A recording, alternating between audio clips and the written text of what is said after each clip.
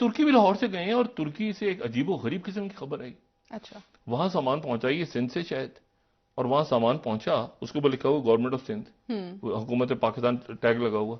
उन्होंने जो खोला है तो अंदर से वो निकला है पैकेट के, तुर्की की तरफ से मोहब्बत के साथ जो सैलाब के दिनों में भेजा था उन्होंने सामान, वही पैकेट पैक करके भेज दिया। उन्होंने पहले अफगानों के लिए भीख मांगी, अफगानों ने बोला हमारा नाम मत खराब करो, ठीक है, हमें किसी से कुछ नहीं चाहिए, भागो यहां से, भागो यहां से। तो तालिबान ने भगा दिया इनको। अब ये तुर्की के लिए भीख मांग रहा है। आप पॉलिटिक्स, जो गिद्धों की राजनीति होती है ना, ये गिद्धों की राजनीति करते हैं, इसीलिए मेरा दिल बड़ा खट्टा होता है। मंत्री का तुर्की पहुंचने का मकसद मदद से ज्यादा वहां भारत की मौजूदगी को जांचना है। पाकिस्तान पहले ही भारत और तुर्की की नजदीकी की वजह से दबाव झेल रहा है। कश्मीर के मुद्दे पर अब तक पाकिस्तान को सबसे बड़ा समर्थन तुर्की से ही मिलता आया है। पाकिस्तान को यही डर खाए जा रहा है कि कहीं तुर्की ने भी दूसरे मुस्लिम देशों की तरह कश्मीर से दूरी तो नहीं बना ली है।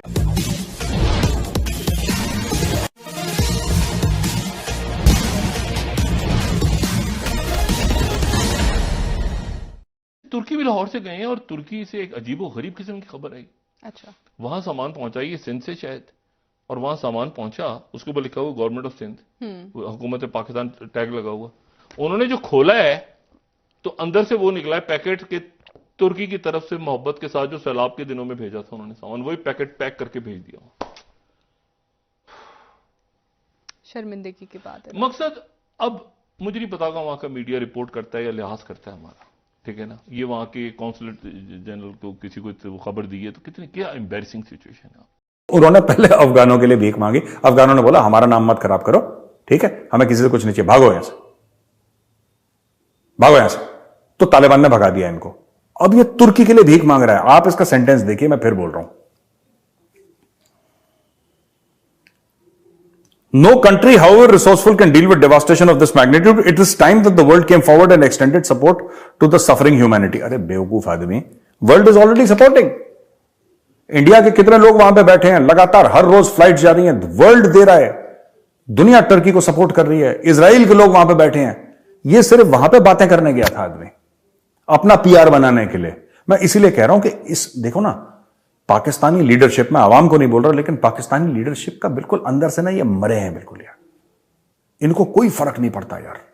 They don't have a heart. आप कभी सोच सकते हैं 36-38 हजार लोग बेचारे खत्म हो गए तुर्की में, वहां पे लेक्चर देने चला गया है अपना पीआर बनाने के लिए, ठीक है। इसको कहते हैं वल्चर पॉलिटिक्स। जो गिद्धों की राजनीति होती है ना, ये गिद्धों की राजनीति करते हैं, इसीलिए मेरा दिल बड़ा खट्टा होता है। मंत्री का तुर्की पहुंचने का मकसद मदद से ज्यादा वहां भारत की मौजूदगी को जांचना है। पाकिस्तान पहले ही भारत और तुर्की की नजदीकी की वजह से दबाव झेल रहा है।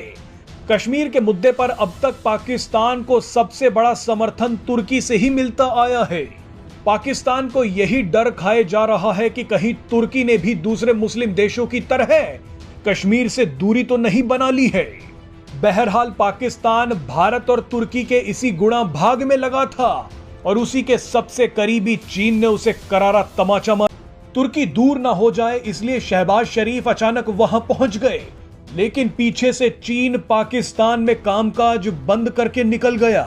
पाकिस्तान अपने एक दोस्त को बचाने के लिए दौड़ा था, लेकिन दूसरा दोस्त हाथ से निकल। पाकिस्तान की मदद हमें करनी चाहिए। कुछ है यहां पे अमन की आशा वैरायटी कि हमें पाकिस्तान की मदद करनी चाहिए। मेजर साहब, आपको ऐसा नहीं करना चाहिए। मेजर साहब, पाकिस्तान की मदद करनी चाहिए। मेजर साहब, अरे मेजर साहब को जा खड्डे में।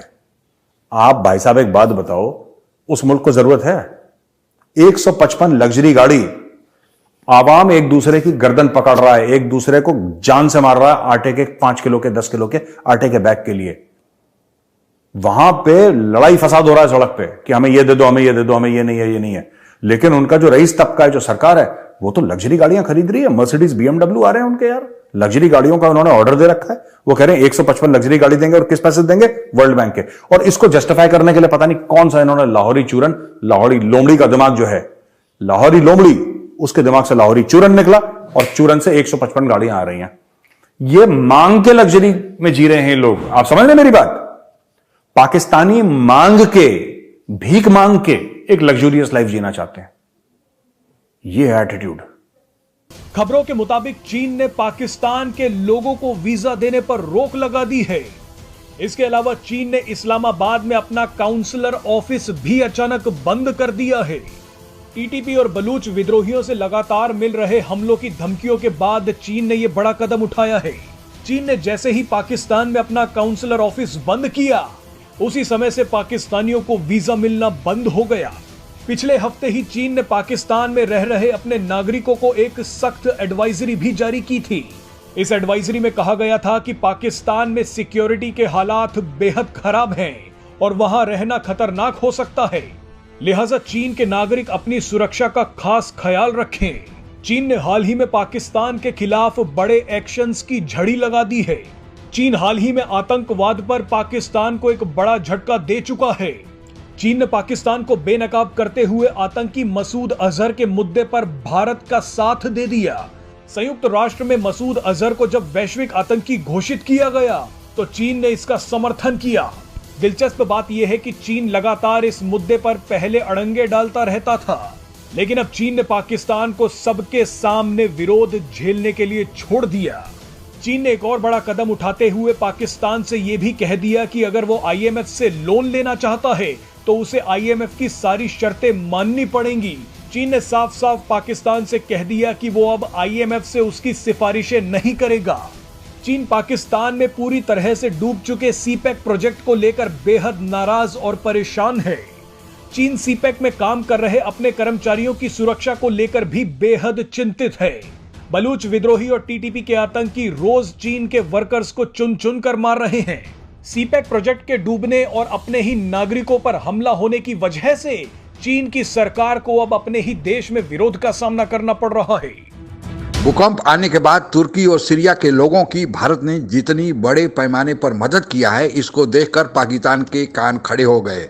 पाकिस्तान को एक तो खुद मदद नहीं करना है, दूसरे भारत ने जब पाकिस्तान के रास्ते तुर्की जाने का रास्ता मांगा तो पाकिस्तान ने उसे भी ब्लॉक कर दिया।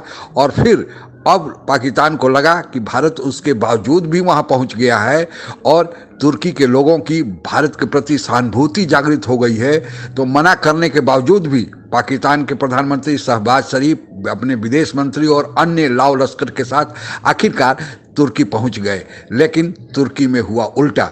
जो सामान तुर्की में पाकिस्तान ने भिजवाए थे वह वही सामान है जो कभी तुर्की ने पाकिस्तान के बाढ़ पीड़ितों के लिए भिजवाया था। और फिर तुर्की में भारत के खिलाफ जो बोलने की कोशिश की तो तुर्की ने ऐसी लताड़ लगाई कि पाकिस्तान को शायद अब डूबने के लिए पानी भी नहीं मिलेगा। और इसके साथ ही पाकिस्तान के साथ एक और घटना घट गई कि चीन ने भी पाकिस्तान से अपना दूतावास बंद कर दिया, चीनी नागरिकों को वीसा देना बंद कर दिया, सीपैक खटाई में पड़ गया। पाकिस्तान को एक साथ दो दो झटके मिले। भारत के विरोध का अंजाम अब उसे भुगतना पड़ेगा। आगे तो और राहें मुश्किल होने वाली है। आईएमएफ कर्ज देने से इनकार कर दिया और दूसरे देश भी कर्ज देना अब नहीं चाहते हैं। आगे क्या होगा, पाकिस्तानियों को समझ जाना चाहिए कि मोदी से पंगा लेना कितना भारी हो सकता है। आज के लिए बस इतना ही। जय हिंद। आप अगर हमसे जुड़ा रहना चाहते हैं तो कृपया मेरे चैनल को सब्सक्राइब करें तथा बेल आइकन भी दबा दें ताकि नई वीडियो की जानकारी तुरंत आप तक पहुंच जाए। धन्यवाद। जय हिंद।